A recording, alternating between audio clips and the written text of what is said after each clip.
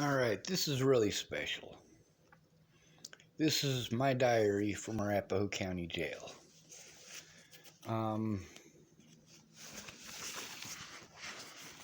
I made it out of lunch sacks.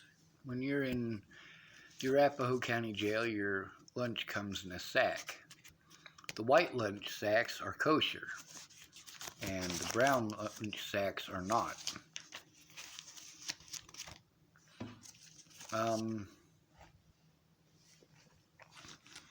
Let's see, this right here is how to make Natalie's Dove. Here, we'll turn it sideways here and see if that works.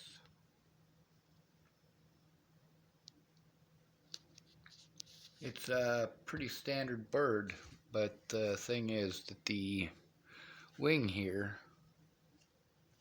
tucks underneath the tail.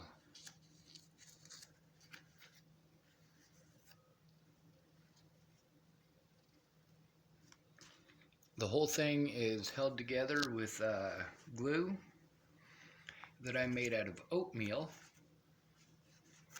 and some other breakfast crap. The string, I made one of them out of some strings that were frayed off of my blanket, and this one right here is actually made out of a Bam Bam suit. It's green and white. The green came off of a Bam Bam suit is when you're on suicide watch, they put you in a green suit that's a pain in the ass. There's an origami crane, and this right here, it details a lot of the stuff that I went through in the jail, some of the people that were involved, some of the villains, some of the heroes. I mean, I had to document it. They kept making fun of me, saying that nobody's ever going to take a look, and so on and so forth. But really, they were dead wrong. We'll fast forward to the back here. This is actually my favorite part of it.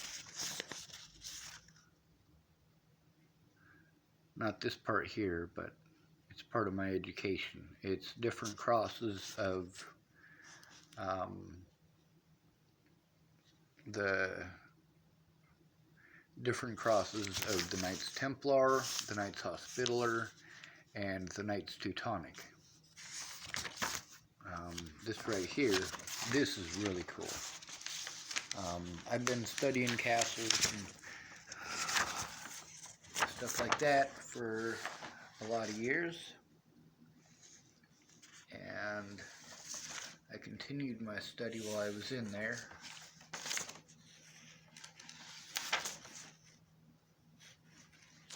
This part's really cool. This is how chinampas work. This is what Mexico City was made out of back in the days, chinampas. It used to be in the center of a lake.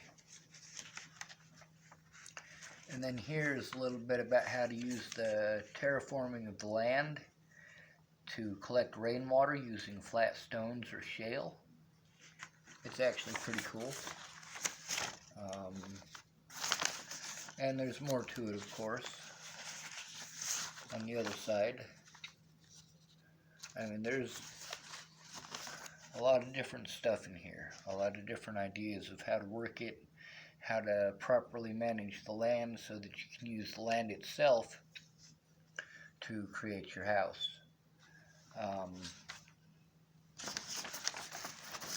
It has some stuff in there about some of the different villains that were in there, like the guy who was bragging about talking a mentally disabled person into killing somebody for him. His name was Oscar, and he talked about that a bit. He actually assaulted me, and I was transferred out. Him and there's a guy named Michael. They were assaulting me at the same time. It was actually pretty cool. That's what I get for sticking up for people, right? Right. Somebody's got to do the right thing because it's the right thing to do. You may not like me on the internet, but I still helped out Desiree. And although she stole all my things, including electronic devices that had evidence on them that those electronic devices are worth money, there is a tiny 1% chance that she wasn't the one who stole it and that her completely whacked out story is actually true. So I do hold that into account, but I also hold into account the fact that, oh wow, here's the message from Maddie Boa from when I tried to kill myself in January of 2018. I love you, I forgive you. If there is an afterlife, I will try to keep you safe from there. Well, that's awful stupid of me, isn't it? I fucking survived that. It's various notes left behind. Officer Murphy, badge number 415. It's evidence. And I was sidetracked that easily and don't remember what I was saying before I looked in here and found this. So goes life, right? There's a lot of stuff that is extremely important that is in this paperwork. And I was taking screenshots of a lot of it. Shannon Alvarado took like 28 screenshots or so, 28 pictures or so. It's not a lot, but at least it's something. There's a lot of people that I've met since Natalie died. There's also a lot of people that I helped out. With Desiree, I let her into my house and she stole all my stuff. But she's not a bad person. She's a person in a desperate situation, much like myself. The difference between her and myself is that she is a meth addict and I'm not. Much like Natalie was addicted to drugs.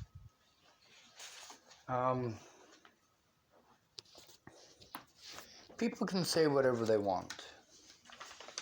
But the fact is, those who turn their backs on me because of the slander against me are going to feel real stupid here real shortly.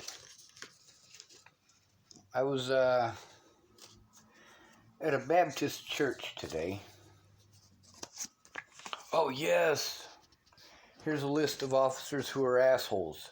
Officer O'Neill, Officer McRae, Officer Beatty, Officer Peterson, Officer Walsh, Officer Teagan, Officer Sadler, Officer Green, and Officer Ferguson. These officers,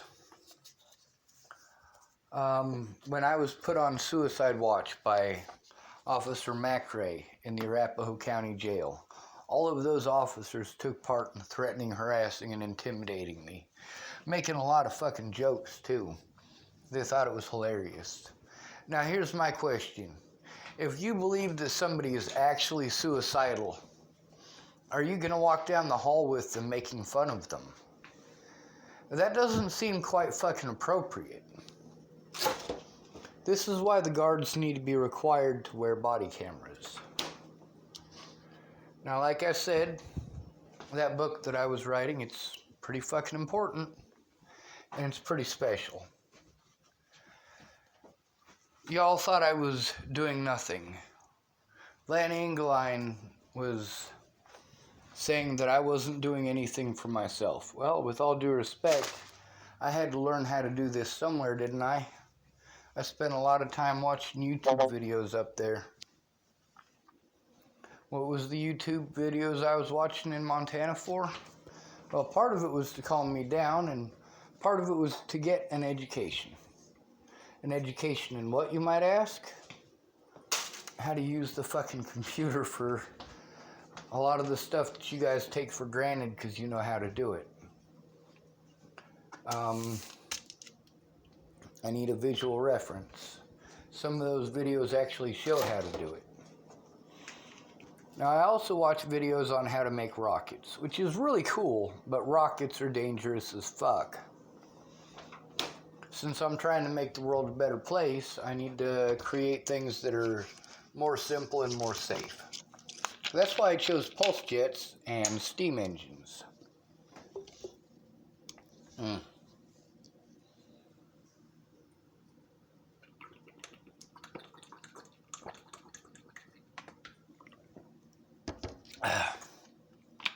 It's because pulse jets, the one that I designed especially, it's got no moving parts. It's just a straight through pipe.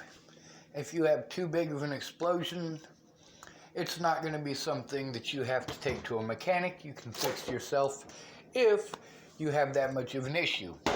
But you're not going to because it's open-ended. If the explosion is too big, it's just going to be ejected out the rear. And with the steam sleeve around the outside of the pulse jet, that's where the real power comes from for starting off and such. Well, that steam sleeve is open-ended as well. So if it creates too much steam and it gets to a dangerous level, it's not compressed into a boiler. It doesn't have a valve on it that you can have faults with that'll prevent it from venting that steam. That steam will come out until you turn off the water or turn off the engine.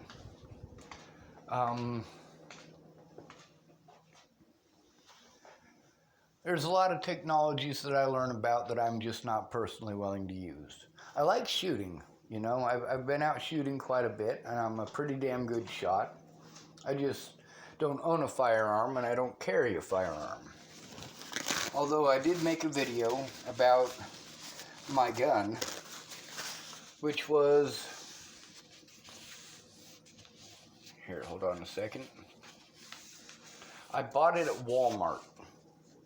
Now, my gun was a plastic 99-cent pistol, water pistol, that I filled with jalapeno juice. They tried claiming that I was threatening to shoot people because I had that thing filled with jalapeno juice. No, I got that thing and filled it with jalapeno juice so that I could defend myself against the people who were assaulting me.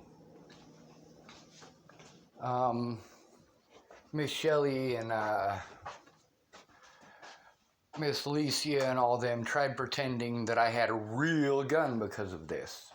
Maybe the judge should have done his fucking job and actually looked at the goddamn evidence. He'd have dismissed the case right outright. It was important for the police and Natalie's family to prevent me from going to those civil court dates so that they could railroad me. If I'd have been allowed in court, they would have stood zero chance of winning.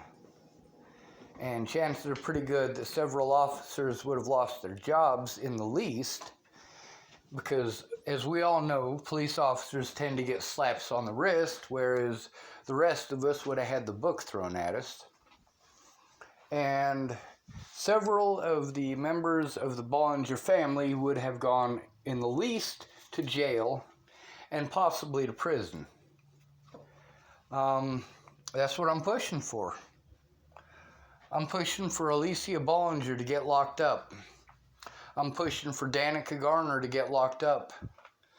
I'm pushing to have Rose Self, a.k.a. Rose Kelly, or Rose M. Kelly. Well, I'm looking to see them locked up. The things that they did to Natalie are not acceptable. The things that they did to me are not acceptable. Now, Rochelle Shelley Campbell, she is my prime target. Why is that? Well, because of her involvement with Kara Johnson, a.k.a. Kara Miles. This is the woman who slandered my name in court from Texas. She was allowed to make a report from Texas, but instead of making a report, it was all slander. Now, because that slander was loud in the courtroom and I was not allowed to defend myself, we got some major issues here. One of the most important parts of my story is how the public pretenders did everything in their power not to do their jobs, not to look at evidence, to magically not requisition evidence like Pamela Cardi did repeatedly. So did Amanda Bale Hash, so did Zoe Tanner. None of these people actually did their jobs. I'm pretty fucking proud of myself for standing up to these motherfuckers. Pamela Cardi especially. Pamela Cardi received payment from me. As a public pretender, she's not allowed to do that. She asked for a picture that I had drawn, a self-portrait of myself. I drew that picture while I was in jail, and I also wrote down the names of witnesses on the back of it. Now, why did I allow her to take that? Because she asked for it.